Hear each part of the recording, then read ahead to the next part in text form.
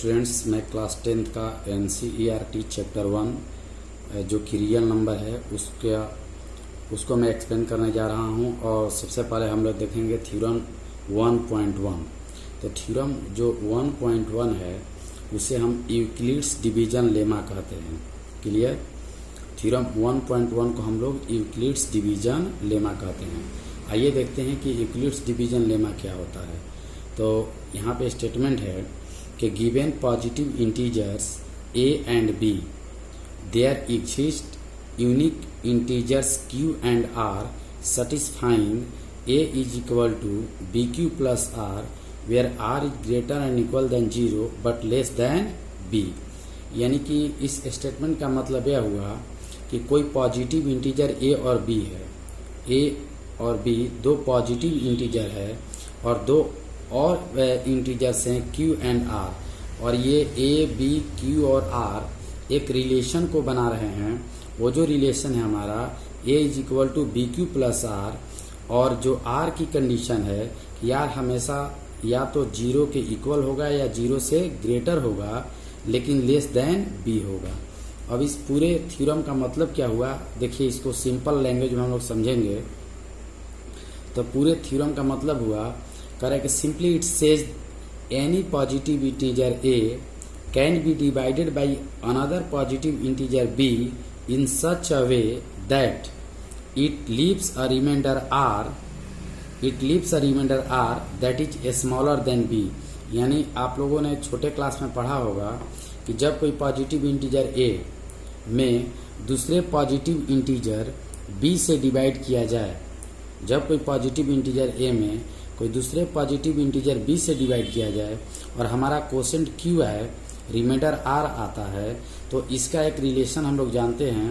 क्या होता है कि देखिए इसको बोलते हैं डिविडेंड, इसको बोलते हैं डिवाइजर जिससे डिवाइड किया जाए, ये होता है रिमाइंडर और ये होता है आपका कोसेंट। तो छोटे क्लास में आप लोगों ने पढ़ा होगा कि डिविडेंड इज इक्वल टू क्या होता है, divisor into quotient plus remainder. ठीक है, इस अब देखिए सेम प्रोसेस यहाँ पर अप्लाई करते हैं। तो डिविडेंड क्या है हमारा a है, डिवाइजर क्या है b है, कोसेंट आपका q है, रिमाइंडर r है। तो यहाँ पे जो हमने लिखा था यूक्लिड्स डिवीजन एल्गोरिदम में, जो लिखा था यहाँ पे यूक्लिड्स डिवीजन एल्गोरिदम में a is equal to B Q plus R, same आप वही चीज़ यहाँ भी देख सकते हैं। क्या है कि a is equal to B Q plus R. इसका मतलब समझिए कि a आपका डिविडेंड है, ये क्या है आपका डिविडेंड है, ठीक है।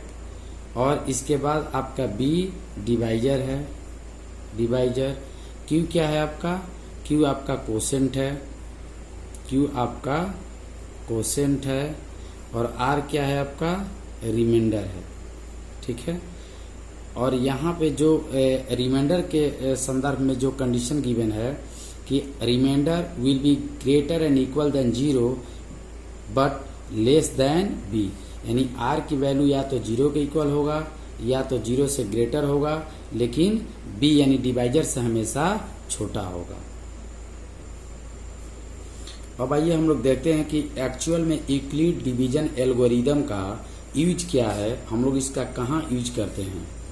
तो स्टेटमेंट है कि Euclid's division algorithm is a technique to compute the highest common factor of two given positive integers।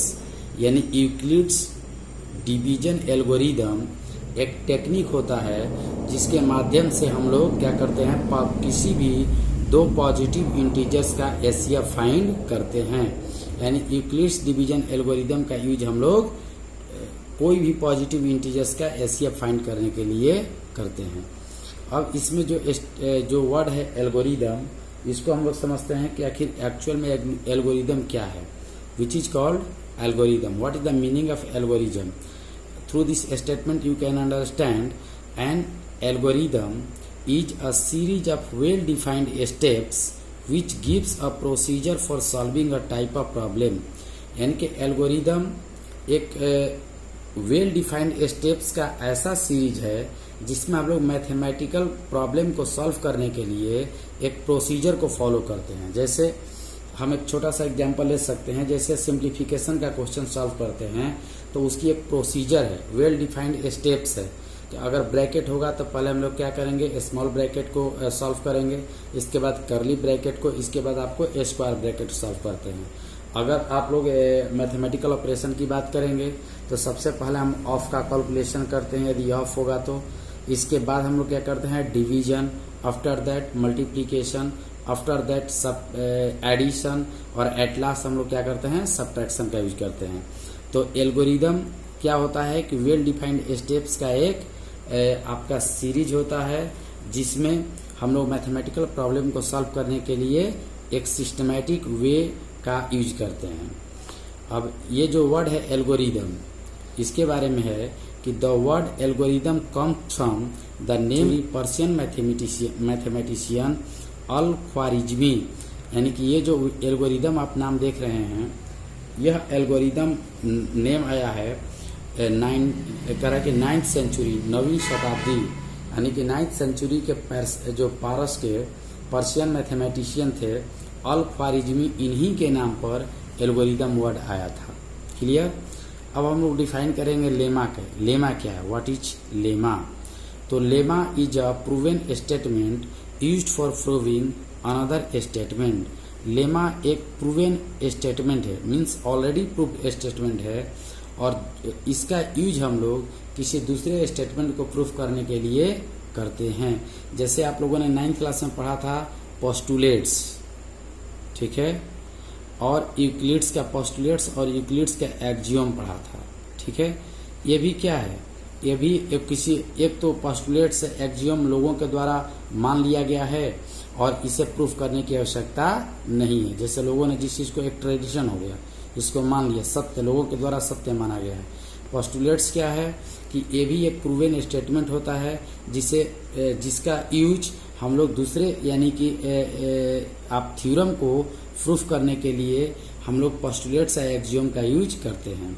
तो ठीक उसी प्रकार से लेमा भी है कि ऑलरेडी प्रूवन स्टेटमेंट है, और इसका यूज जो है, जो ऑलरेडी प्रूवन स्टेटमेंट है, इसका यूज दूसरे स्टेटमेंट को प्रूफ करने के लिए किया जाता है।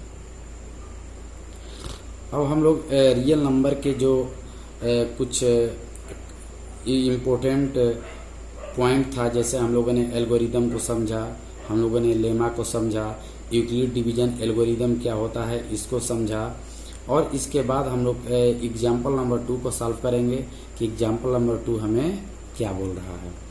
तो इसमें है कि so that every positive even integer is of the form 2q and that every positive odd integer is of the form 2q plus 1 where q is some integer। यानी एग्जाम्पल 2 में हमें ये प्रूफ करना है कि कोई भी पॉजिटिव इंटीजर, कौन सा, इवन, यानी कोई भी पॉजिटिव इवन इंटीजर 2q के फॉर्म में होगा, और कोई भी positive odd integer 2q plus 1 के फॉर्म में रहेगा, जहां पर q एक इंटीजर है। अब इस क्वेश्चन को कैसे सॉल्व करेंगे? तो इस क्वेश्चन के लिए हम सबसे पहले क्या होगा कि पॉजिटिव इवन इंटीजर मानेंगे, फिर पॉजिटिव ऑड इंटीजर शो करना होगा, पॉजिटिव ऑड इंटीजर दिखा सकते हैं, लेकिन हमें यह दिखाना है कि कोई भी पॉजिटिव इंटीजर इवन इंटीजर इसके फॉर्म में रहता है, और पॉजिटिव ऑड इंटीजर आपका रहेगा 2q plus 1 के फॉर्म में रहेगा। ठीक है, हमने मान लिया कि a be any positive integer, let a be any positive integer. हमने a को मान लिया कोई भी पॉजिटिव इंटीजर। क्लियर, a को हमने क्या मान लिया कि a एक पॉजिटिव इंटीजर है, एंड b इक्वल टू 2। अब जरा ध्यान दीजिए कि b को हमने 2 क्यों लिया, क्योंकि हमें जो शो करना था, हमें जो शो करना है वो आपको क्या शो करना है, हमें शो करना है कि even positive even integer 2q के फॉर्म में होगा, और positive odd integer 2q plus 1 के फॉर्म में होगा। क्लियर, और हम लोग जानते हैं यूक्लिड डिवीजन एल्गोरिदम क्या होता है, a is equal to BQ plus R होता है। क्लियर, तो जरा इस फॉर्मेट को देखिए और इस फॉर्मेट को देखिए, इसमें क्या नहीं है, इसमें अगर हम 0 को ऐड कर लेते हैं तो क्या हो जाएगा, ये भी BQ plus R के फॉर्मेट पे हो जाएगा।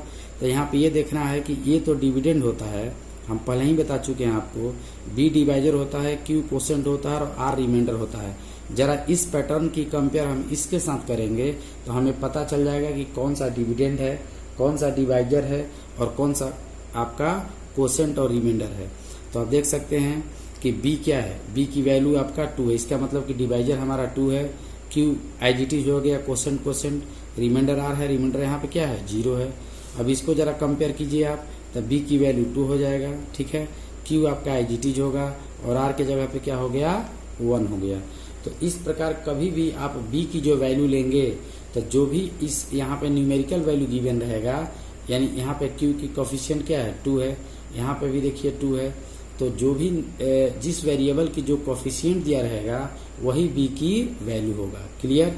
अगर हमें शो करना होता कि 4q के फॉर्म में आप शो कीजिए कि 4q के फॉर्म में होता है, 5q के फॉर्म में होता है, तो यहाँ पे b की वैल्यू क्या हो गया 5, यहाँ पे b की वैल्यू 4 हो गया।